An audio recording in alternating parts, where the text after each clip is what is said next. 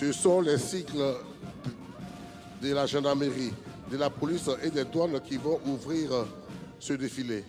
La rame moto est conduite par le lieutenant-colonel Conan Trevor, commandant le peloton motocycliste d'escorte de la gendarmerie nationale. Elle est constituée des cycles de la gendarmerie nationale, de la police et des douanes ivoiriennes. Les motards de la gendarmerie et de la police ont entre autres missions l'escorte du président de la République et des hautes personnalités et la traque des auteurs d'infractions routières. Les motards ont été particulièrement actifs pendant la Coupe d'Afrique des Nations.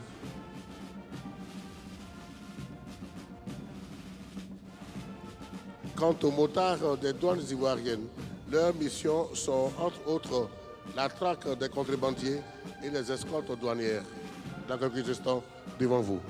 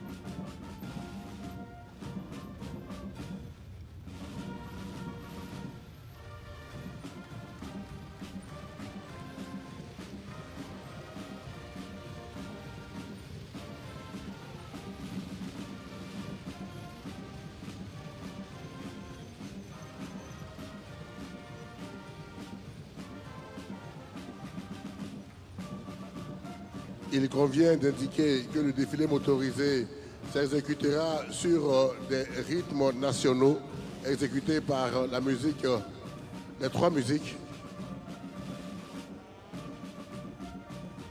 Et la rame des douanes ivoiriennes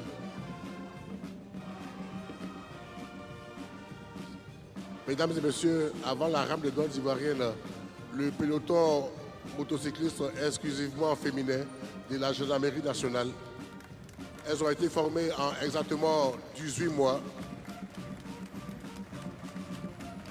et ont vocation à armer les unités motocyclistes aussi bien d'honneur que d'escorte.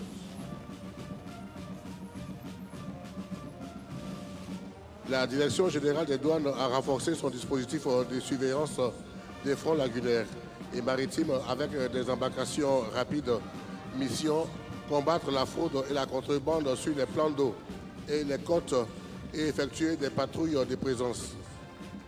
Le colonel Nta Jean, chef de la subdivision de la surveillance et des interventions lagunaires maritimes et fluviales, est en tête de ce défilé des douanes ivoiriennes. La rame des affaires maritimes et portuaires est aux ordres de la lieutenant-colonel Bloua Nadia. La Direction générale des affaires maritimes et portuaires a entre autres missions la lutte contre les délits et actes illicites perpétrés sur les plages. Elle réalise cette mission à l'aide des motos quad adaptées pour manœuvrer dans cet environnement. Pour ces missions de recherche et de sauvetage en zone lagunaire et fluviale, la DEGAMP met en œuvre des embarcations transportables qui peuvent être déployés rapidement tout en permettant la plongée subaquatique. Quand il s'agit de brigandages maritimes, des trafics en tout genre sur le plan d'eau ou encore des pêches illicites, la DEGAMP engage des embarcations plus robustes équipées de sonars et radars et conçues pour affronter avantageusement l'environnement marin en faisant des outils d'intervention exceptionnels. La charge de travail est maximale pour cette force de sécurité intérieure pendant les vacances scolaires.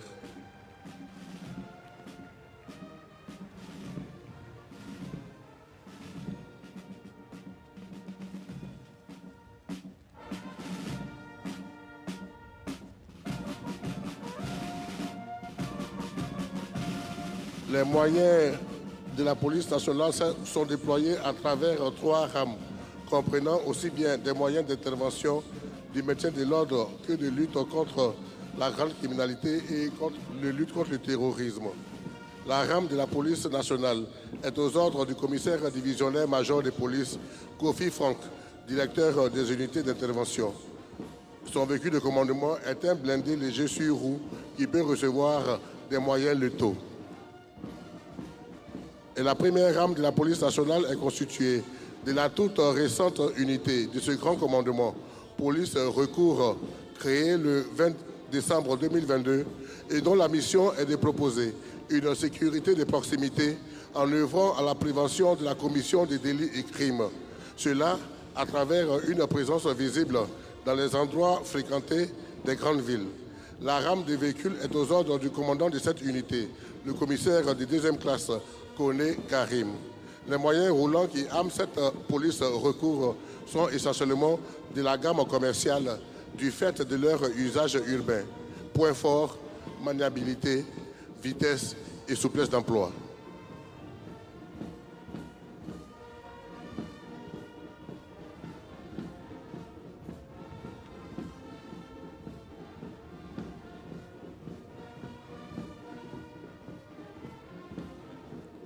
Aux ordres du commissaire principal de police Assemia Paniania Bélanger, la rame antiterroriste de la police nationale expose une capacité nouvelle de ce grand commandement et qui est mise en œuvre par la force de recherche, d'assaut et de protection.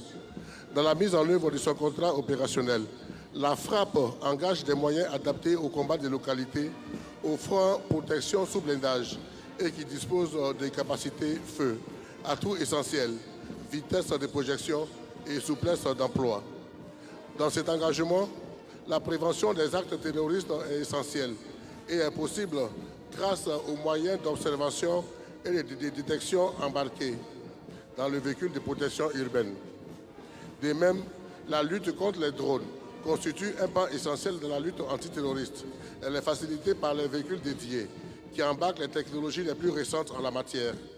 Mesdames et messieurs, dans cette rame, le poste de commandement embarqué pour ce qui concerne la surveillance vidéo. Ces moyens ont été mis à contribution lors de la récente Coupe d'Afrique des Nations pour la coordination entre les 5 villes hôtes de l'événement.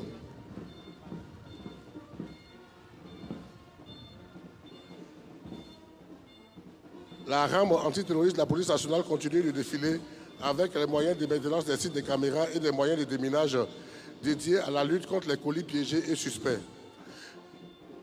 À la suite de ces moyens opérationnels, le défilé est clos par les moyens du Centre de coordination des décisions opérationnelles, une unité qui engage des équipements qui portent la ligne de contact à 1800 mètres, haussant ainsi d'un cran le niveau de la réponse.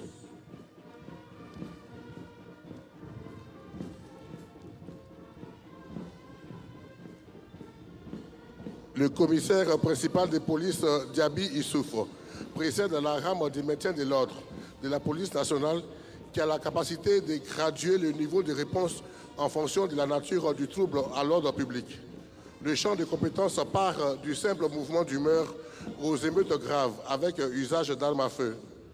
La mise en œuvre de ce contrat opérationnel s'appuie sur des engins aptes à évoluer en situation dégradée et qui peuvent recevoir des armes létales au besoin.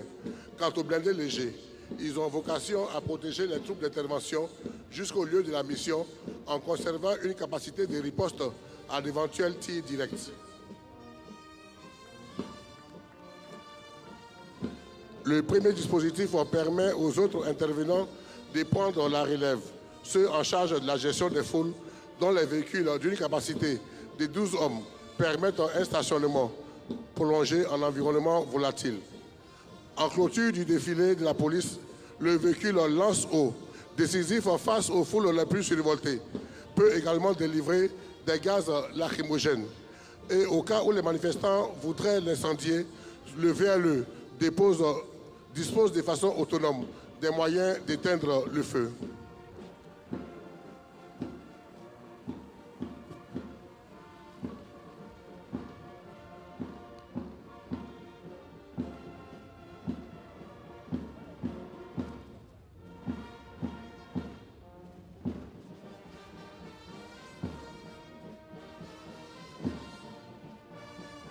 Le colonel-major Koulibaly Djomon-Wele est en tête de la rame de la gendarmerie dont le défilé expose l'éventail des capacités de ce grand commandement.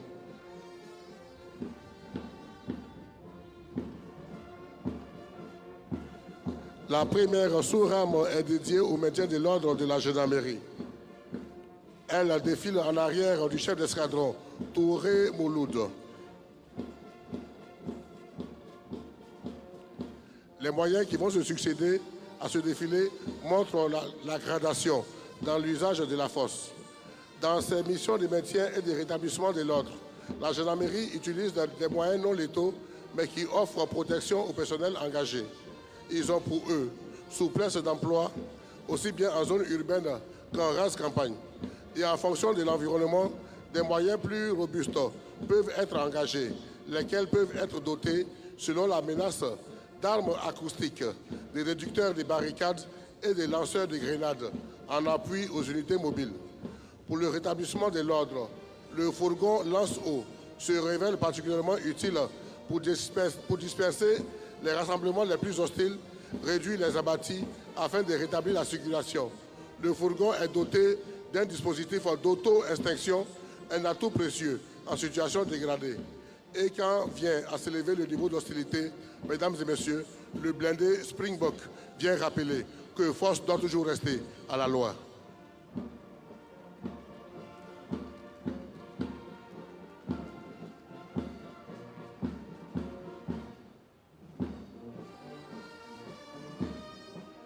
Le chef d'escadron Touri Francis est en avant de la rame des véhicules dédiés au contre-terrorisme et la libération d'otages, ainsi que les interventions spécialisées de la gendarmerie nationale. Ce pan des missions de la gendarmerie est confié au commandement des unités spécialisées et met en œuvre des moyens aptes à manœuvrer aussi bien en zone urbaine que dans les campagnes. Dans la confrontation directe, les véhicules légers dotés de mitrailleuses apportent un certain niveau de réponse en termes de feu, avec une maniabilité conférant souplesse d'emploi et discrétion, à tout non négligeable dans le combat des rencontres embarquées.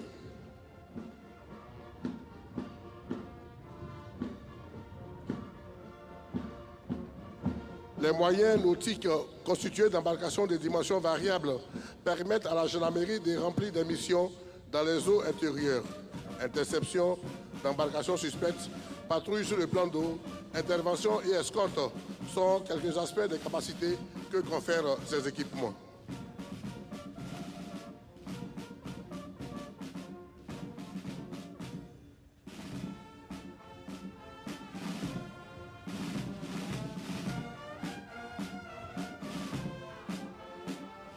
Les embarcations sont suivies des véhicules blindés de combat pour une meilleure protection des personnels engagés, tout en conférant un avantage certain dans l'engagement. En arrière des moyens de combat défileront ceux de soutien médical, des contacts constitués d'ambulances tout-terrain qui permettent une prise en charge dès le lieu de l'affrontement.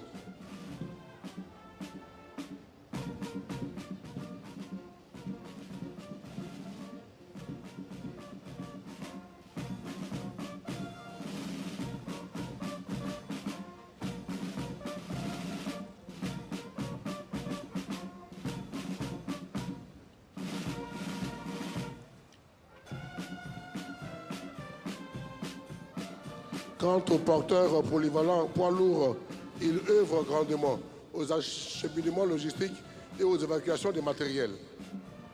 Mesdames et messieurs, le défilé de cette rame est clos avec le véhicule d'assaut en milieu urbain qui confère aux unités spécialisées des aptitudes à intervenir en hauteur, UIGN.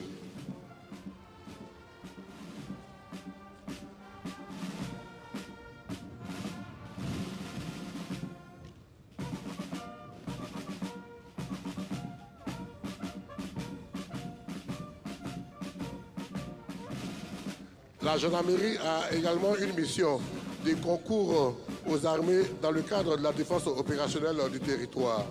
Le lieutenant-colonel Yao Etienne Nda défile en tête de la rame de la gendarmerie nationale consacrée à ce pan de la mission. Cette mission affirme le caractère hybride de ce grand commandement. Dans ce cadre, la gendarmerie déploie des moyens de transport sous blindage et dotés de capacités feu que viennent compléter les moyens de soutien et d'appui.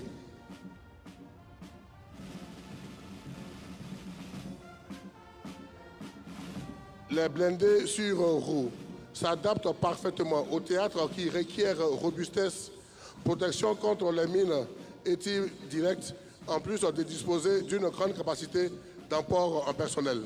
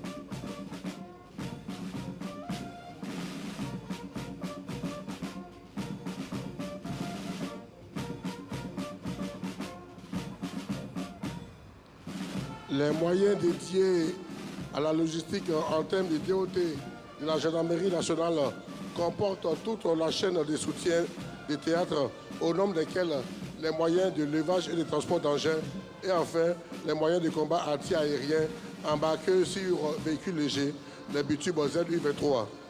Quant aux blindés chenillés, ils achèvent la panoplie des moyens de combat de la gendarmerie dans sa mission de la défense opérationnelle du territoire. Pour la circonstance, ces moyens chenillés sont juchés sur des porte-chars.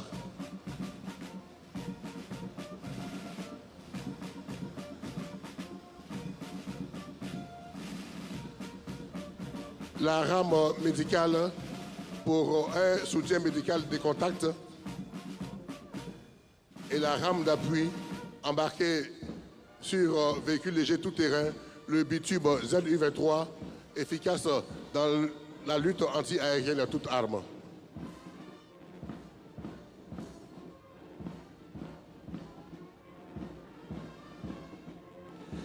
Les armées se présentent en 4 composantes. La composante appui aux populations et au développement économique et social.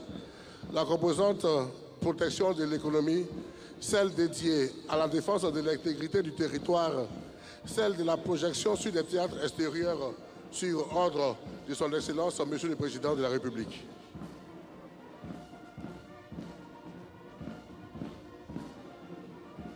Et la première rame est intitulée « Appui aux populations et développement économique et social ». Le défilé de cette rame est articulé autour des moyens du groupement des sapeurs-pompiers militaires. Le lieutenant-colonel Kwaku Herman précède la rame du GSPM qui s'ouvre sur les motos de ce corps. Elles ont pour mission d'escorter les engins de secours dans un trafic urbain toujours dense, de se porter rapidement sur les lieux de sinistre afin de prendre les premières mesures de sauvegarde en attendant l'arrivée du deuxième échelon de secours et d'éteindre les débuts de feu avant qu'ils ne prennent de l'ampleur. Les moyens et engins engagés dans le défilé exposent le large spectre des interventions que réalisent les soldats du feu sur les routes, dans les usines, sur les plans d'eau, dans les décombres et éboulements. Le prépositionnement des postes de secours en certains endroits permet au GSPM de gagner des délais dans le secours aux victimes. Au sein de cette rame, mesdames et messieurs, l'ambulance de réanimation grande capacité, un véritable hôpital ambulant d'une capacité de 8 victimes, qui embarque même un kit d'accouchement. Dans cette rame également, le groupe Sinophile, qui est engagé pour des missions de recherche sous décombres et les victimes ensevelies. Les Sinos ont été engagés à 12 reprises pour des effondrements à Abidjan et 2 fois à Yamoussoukro. La rame du 1er bataillon du génie est aux ordres du colonel Bakayoko Adama. Elle est la concrétisation de la restructuration de ce corps pour le recentrer dans ses missions initiales, plus précisément par la montée en puissance de sa composante travaux. Les forces armées de Côte d'Ivoire ambitionnent d'apporter leur appui au développement des communautés rurales et de disposer en interne des capacités facilitant le déploiement et l'installation des troupes. Ainsi, plus d'une centaine d'engins de travaux publics ont été acquis pour armer dans les villes de Bouaké, Bondoukou, Odiéné, San Pedro et Séguéla 5 compagnies autonomes de génie, travaux et d'appui aux communautés rurales. Dans cette rame, une représentation des moyens qui seront mis à contribution pour cet objectif. Les patrouilles seront présentées selon la séquence d'engagement des vecteurs aériens dont dispose l'armée de l'air ivoirienne. Ainsi, l'avion léger d'intelligence, de surveillance et de reconnaissance King Air 360ER de l'escadrille ISR, commandé par le colonel-major Kwakume Amangwa, débutera la parade en tête parce que le renseignement précède l'engagement des autres vecteurs. Il faut noter que cet avion, fabriqué en 2022, dernière acquisition en date de l'armée de l'air, peut effectuer des missions de surveillance maritime et terrestre.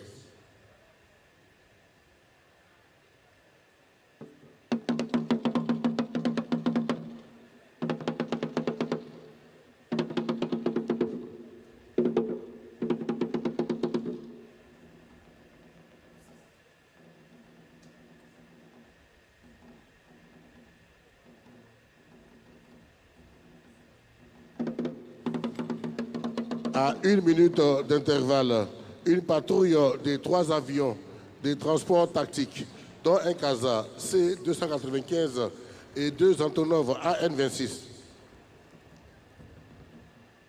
En effet, les missions de transport des troupes, de largage des parachutistes, de transport des matériels et d'évacuation sanitaire ne sont déclenchées que sur la base du renseignement fourni par les avions ISR.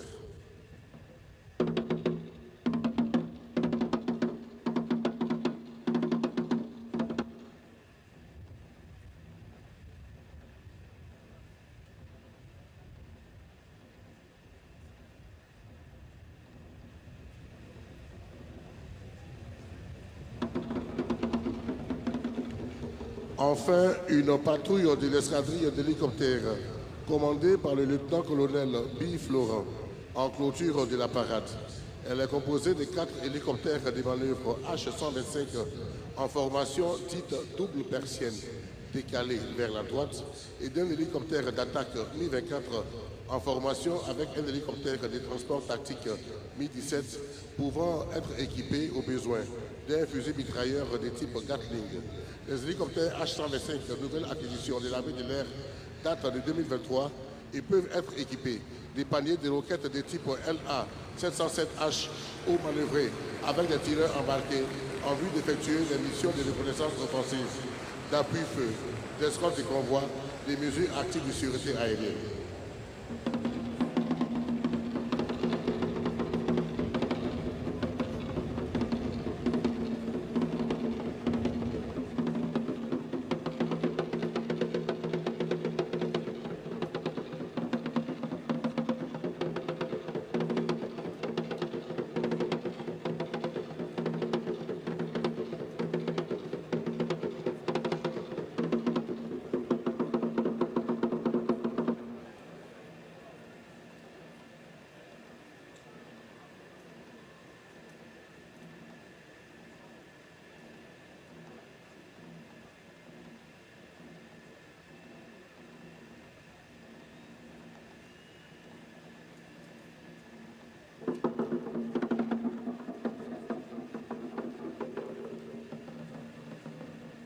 La complémentarité, déploiement des troupes et soutien au sol, mesdames et messieurs, devant vous, avec l'hélicoptère de transport Mi-17, à côté duquel la protection est assurée par le Mi-24 d'attaque.